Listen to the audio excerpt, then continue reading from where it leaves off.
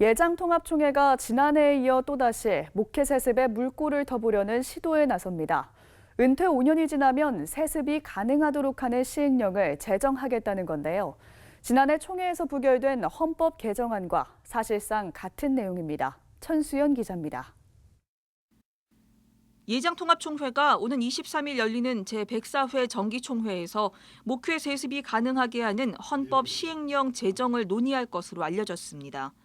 시행령 제정안의 내용은 담임 목사가 사임한 지 5년이 초과하면 그 자녀를 담임 목사로 청빙할 수 있다는 겁니다. 헌법위원회는 추석 연휴 직전인 지난 11일 모임을 열고 이 같은 내용의 헌법 시행령 제정 청원을 결의했습니다. 헌법 미비니까 그거 보충하는 거죠. 28조 6항의 내용이 미비하다. 예. 지난번에도 똑같은 내용이고 똑같은 답변이고 그렇죠. 이번 시행령 제정안은 지난해 총회에서 폐기된 헌법 28조 6항의 개정안과 내용 면에서 큰 차이가 없습니다.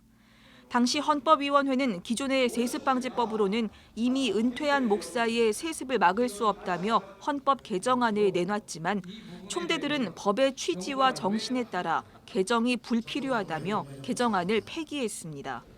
결국 지난해 총회 결의를 무시한 채 헌법위원회가 또다시 목회 세습의 길을 열기 위한 청원에 나선 겁니다.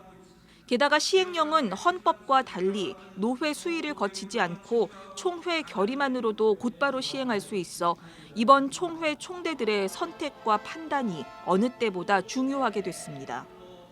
세습방지법 시행령 제정 시도에 대해서 명성교회 불법세습 총대 대책위원회는 노골적으로 명성교회 세습을 위한 합법적 장치를 마련하는 것이라고 지적했습니다.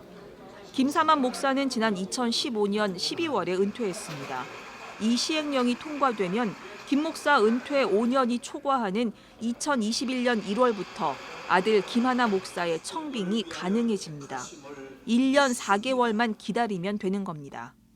총대 대책위는 또 세습 의도를 가진 이들에게 명분을 제공하는 것에 지나지 않는다면서 여러 교회가 세습을 둘러싸고 큰 갈등을 겪을 수 있음을 우려했습니다. 대책위는 명성교회와 동남노회가 재판 결과를 수용하고 이에 대한 후속 조치가 취해지기 전에 세습의 수정보완 논의가 시도되는 것은 교회 세습을 허용하려는 편법과 음모라는 지탄을 받을 수밖에 없다면서 104회 총대들의 역할을 거듭 당부했습니다. CBS 뉴스 천수연입니다.